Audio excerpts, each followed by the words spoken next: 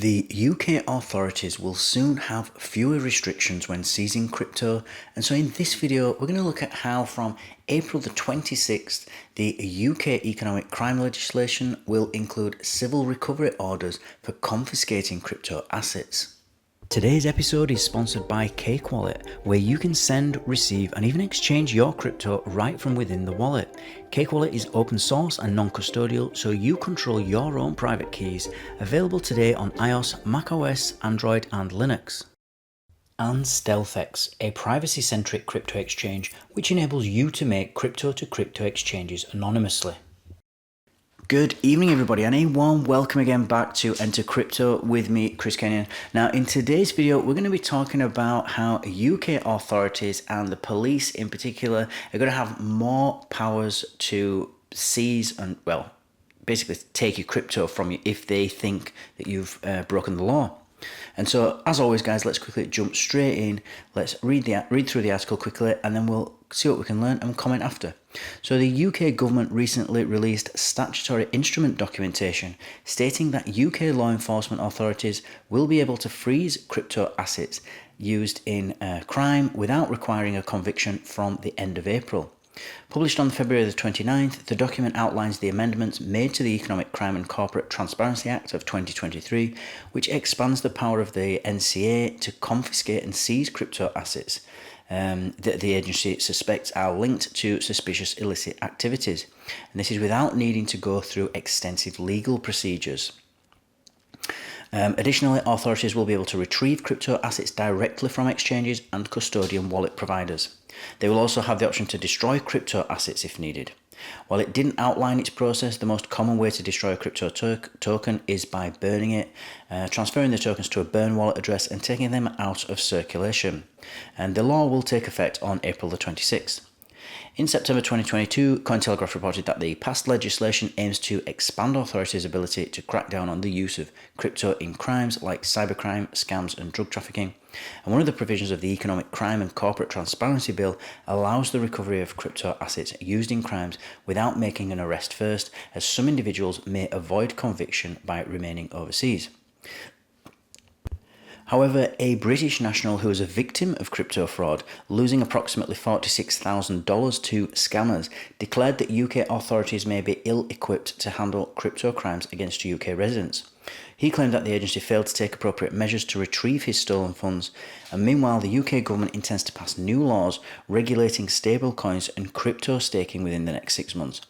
During a crypto event hosted by Coinbase in London on February the 19th, Economic Secretary to the Treasury Bim Afellamy disclosed that the government is aiming to complete regulation before the next election, which is set to happen no later than January the 28th, 2025.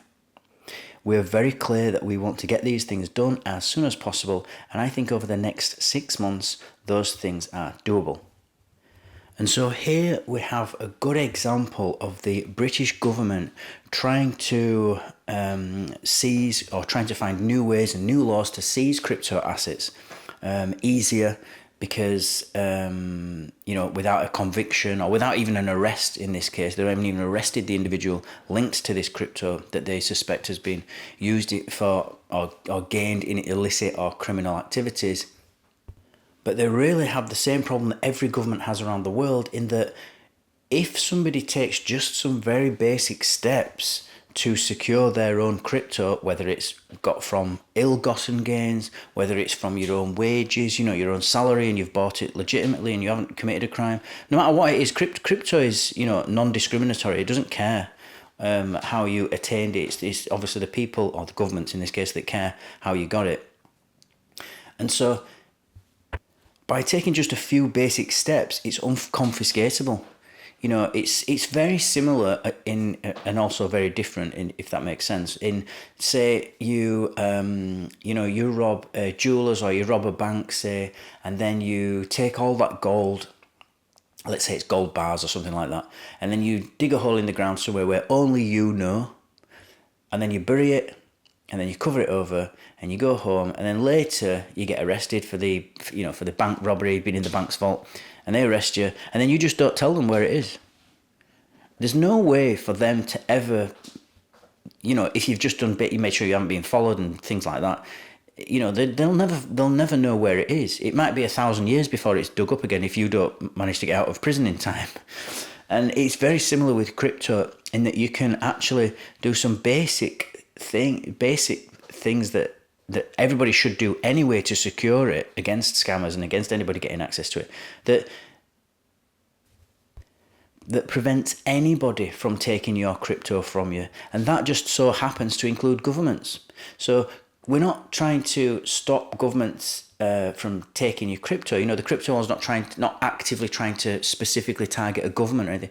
They're targeting everybody. They're making it so that nobody can take your crypto from you if it's yours. And so that just happens to include governments as well. So it you know, it's really about freedom. And it's so interesting to watch how different governments all over the world, you know, there's nearly 200 countries out there, and they're all trying to work out how do we regulate this, what do we do? It's a completely different, kettle of fish is this. It's a totally different asset. It's a new asset class. In fact, it doesn't belong to anything. You can't regulate it like property or real estate. You can't regulate it like actual currency that's issued by governments. You know, it's not a commodity like gold or oil. It is its own thing. And until governments treat it like it's its own thing, and then also accepts that they actually can't confiscate the majority of the crypto, because another thing that the people that are in crypto are quite passionate about it and quite passionate about freedom, that they've probably already taken a lot of these steps anyway. And that's why it's so difficult for police and governments, unless they can find your seed words, you know, your secret key, then, or your private key, then they won't get access to it. It's as simple as that. There's no way around that. And governments are still learning it, and it's going to cost a fortune to pass all these laws, to in the end find out that, you know, someone just memorized their own phrase. You know, their own seed phrase. They just memorized it, and that beats all the laws. You can't confiscate it anymore. His Bitcoin lives in his head. So how are you gonna get that? You know, you can't force somebody to tell you. So it's really weird. It's really interesting as well. So anyway, guys, that's the article for today. As always, thank you for watching. Thank you for listening. I'll see you all tomorrow evening. Take care.